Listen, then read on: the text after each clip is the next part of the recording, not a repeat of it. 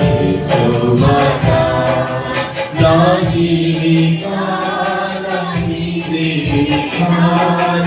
మరువాని మాట యేసుమాట నా జీవితాన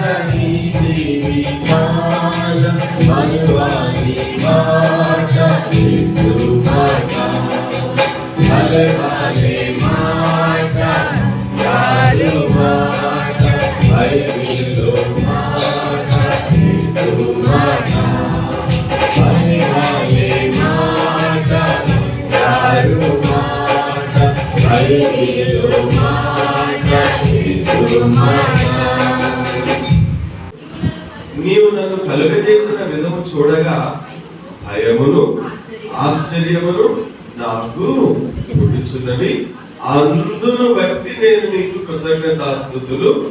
ఎందును బట్టి చెప్పండి, ఎందును బట్టి అది అబ్బాయి చేశారుగా 11:14 ఉంది. ఎందును బట్టి అంటే దావీదు అంటున్నాడు, నా అంతరేంద్రియములను కలుగజేసిన వాడవు నీవే. అంటే నా అంతరేంద్రియములు అంటే ఇన్నర్ ఆర్గాన్స్, నా శరీరము లోపల ఉన్నటువంటి బయటికి కనిపించని కొన్ని అవయవాలు ఉన్నాయే, కిడ్నీ, లివర్, ప్యాంక్రియాస్, హార్ట్, ఇట్లాంటి లంగ్స్, ఇలాంటి అవయవాలన్నీ కలుగజేసిన వాడు నువ్వే.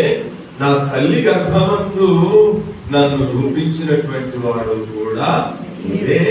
నీవు నన్ను కలుగజేసిన విధము చూడగా నాకు ఆశ్చర్యమును భయమును పుట్టుచున్నవి, అందును బట్టి నేను నీకు కృతజ్ఞతాస్తుతులు.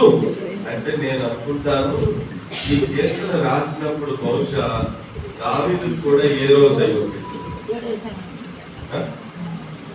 ఏ రోజు అయి ఉంటుందండి అంతే. ఎందుకని ఆ రోజే ఏం ఆలోచిస్తున్నాడు, నన్ను ఎంత గుర్తించినావు నువ్వు, కరెక్ట్ గా పళ్ళు ఇట్లా, ఇట్లా, చెవులు ఇట్లా, గుండె ఇట్లా, ఈ గుండె కరెక్ట్గా ఇక్కడే ఉండాలి, ఎవరికైతే గుండె మారి ఎవరికైతే